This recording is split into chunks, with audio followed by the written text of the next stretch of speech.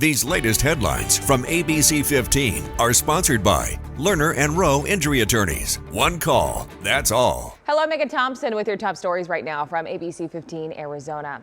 On the final day of Sexual Assault Awareness Month, we have confirmed the Phoenix Police Department is helping survivors of sexual crimes stay up to date on their cases. The department adding the Sexual Assault Kits, or SAKs, tracking to the Community Connect Victim Information Portal. This will allow victims to track developments and status of the kits as it's processed and entered into evidence. The portal provides alerts via text or email. The department has completed more than 7,000 SAKs since 2016. Our team checking with the city and found there are more than 380 kits that are in process right now. Our Let ABC 15 Know team has reported extensively on the rise in scams involving wire transfers.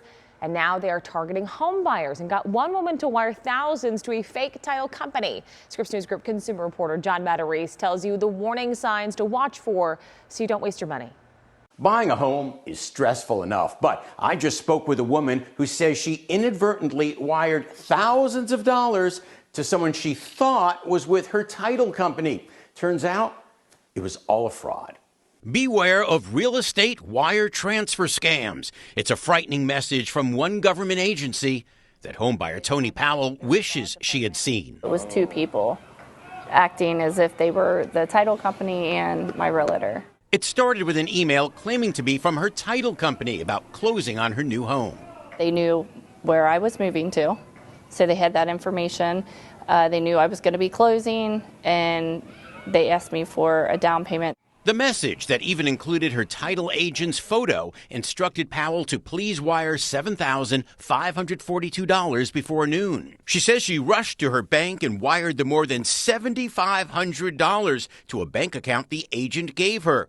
When she got to the closing, though, she learned it really wasn't her title agent. And I said, "What do you mean I got the email from your company?" And she said, "Nobody sent you an email from our company." The District of Columbia Department of Insurance, Securities and Banking says if you're buying a home and get an email with money wiring instructions, stop. Email is not a secure way to send financial information.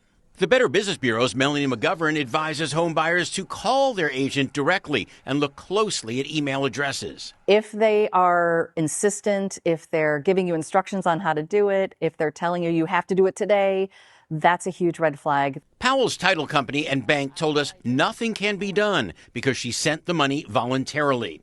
She believes her email account or her title company's email account was hacked, and she's warning other buyers to think twice before sending money based on an email. I would never wire money anywhere ever again. That way you don't waste your money. I'm John Matarese, Scripps News Group.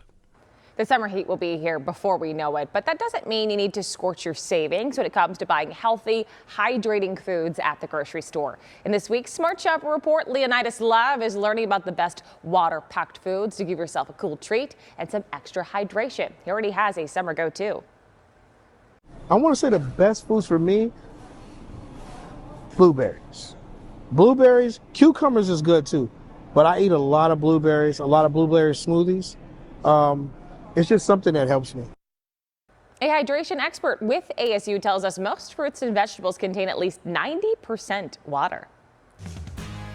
Okay, X Factor women's basketball is almost back in the Valley as we count down to a new season for our Phoenix Mercury. Today, the Merc are hosting their first media day before preseason tips off. Head coach Nate Tibbetts and some new players will be speaking. And a reminder, tickets are still on sale for their preseason opener when they host the Golden State Valkyries on Sunday, May 11th.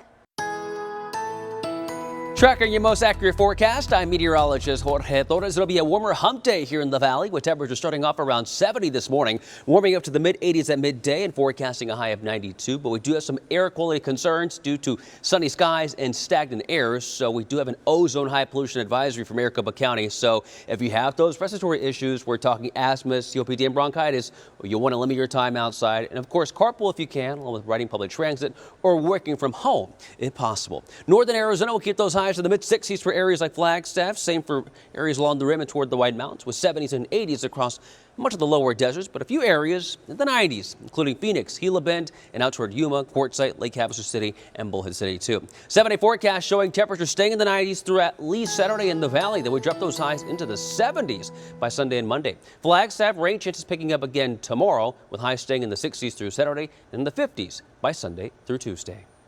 For the latest headlines, weather and traffic, head to abc15.com, or you can download that free ABC15 mobile app. These latest headlines from ABC15 are sponsored by Lerner and Rowe Injury Attorneys. One call, that's all.